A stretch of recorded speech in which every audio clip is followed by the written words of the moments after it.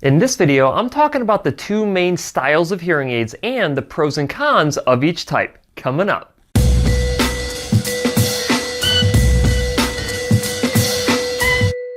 Hi guys, Cliff Olson, Doctor of Audiology and founder of Applied Hearing Solutions. And on this channel, I cover a bunch of hearing related information to help make you a better informed consumer. So if you're into that, consider hitting the subscribe button. There are two general types of hearing aids, behind the ear and in the ear. Now within these two general types, there are several different styles. In this video, I won't be covering those specific styles in detail, it will be more of a general overview. You'll be able to see other videos that I've made on those specific styles if you want. Let's talk about behind the ear styles first. For behind the ear styles, otherwise known as BTE devices, you have a standard BTE, you have a slim tube BTE, and then you have a receiver in the canal or RIC. Slim tube and receiver in the canal style hearing aids have been very popular over the recent years, and that's because you can fit a wide range of hearing losses with them, and they don't require quite as much physical customization as you would with a device that requires an ear mold impression. For in the canal styles, otherwise known as ITE, you have a full shell, a half shell, an in the canal, an invisible in the canal daily wear, and an invisible in the canal extended wear. In-the-ear custom devices used to be more popular until these non-custom required behind-the-ear devices started hitting the scene. That being said, in the recent few years, we've seen more of a resurgence of these custom molded devices because they're actually now able to make them much smaller and fit them further inside of your ear, making them less visible.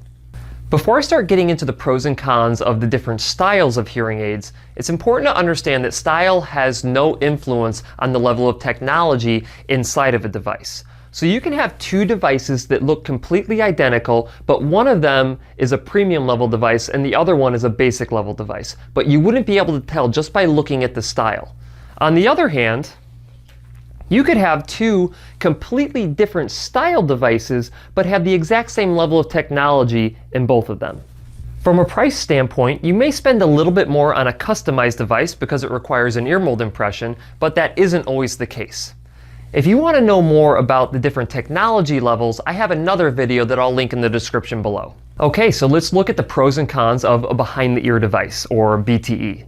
Pro number one is that behind-the-ear devices are quick to treat. And what I mean by that is that the slim tube style and the receiver in the canal style, you generally can fit someone with those within a few days. Because you don't really require having a custom tip on the end of that type of a hearing aid, you can fit someone very quickly. There's no need to wait for an ear mold to come back from the lab. And you can fit someone, it's just a super quick deal. Sometimes you can even get fit the same day.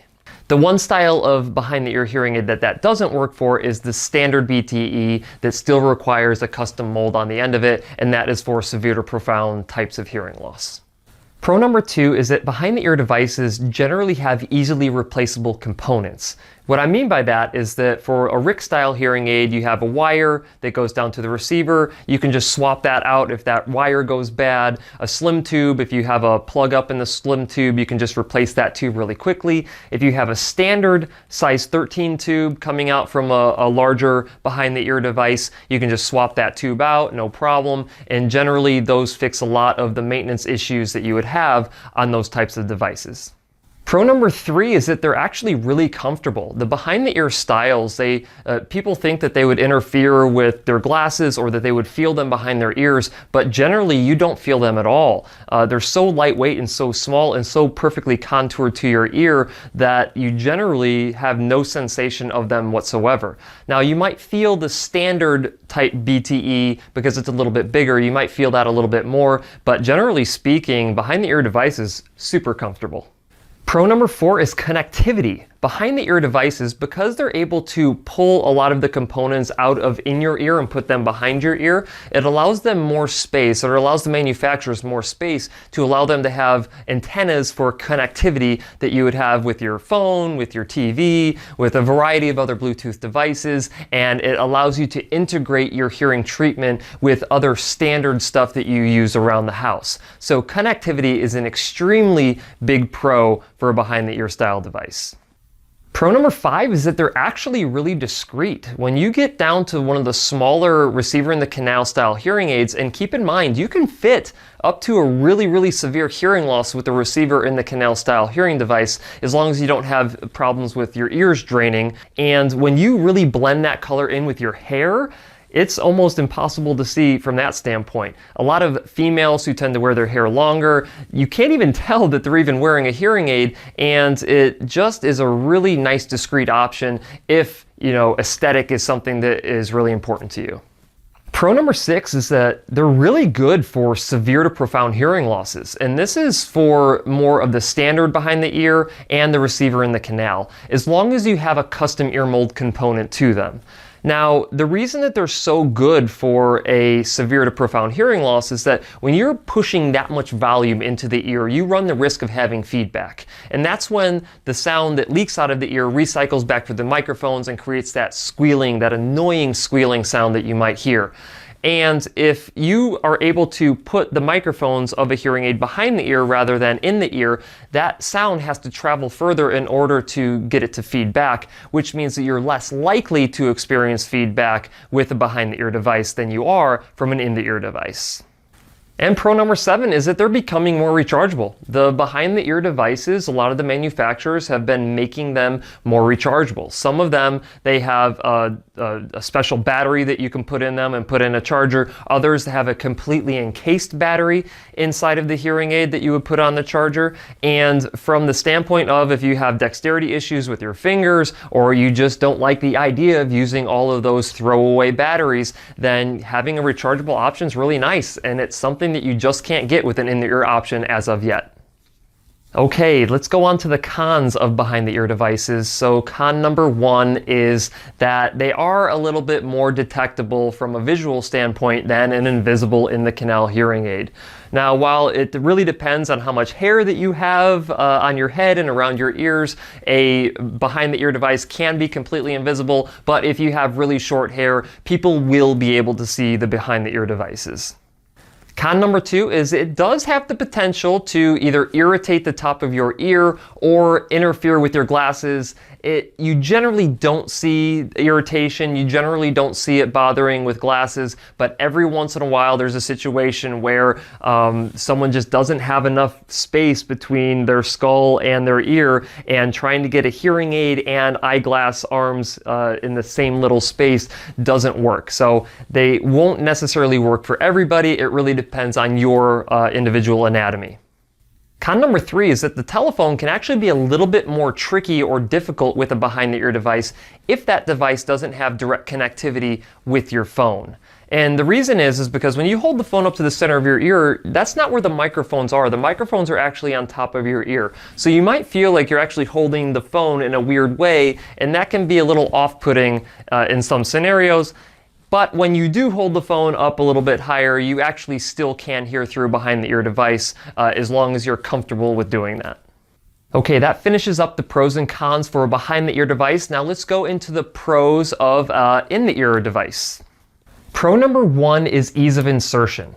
Custom molded devices, particularly the larger custom molded devices, are much easier to get into your ear. They're custom molded, there's only one way that they can go in, and it's almost like when you sink your hand into an old catcher's mitt or baseball glove, it just sinks right into the right spot. And so if you have, issues with your fingers, or you're not able to manipulate a behind the ear device behind your ear and inside of your ear, using a custom all in the ear device can be much easier from that standpoint.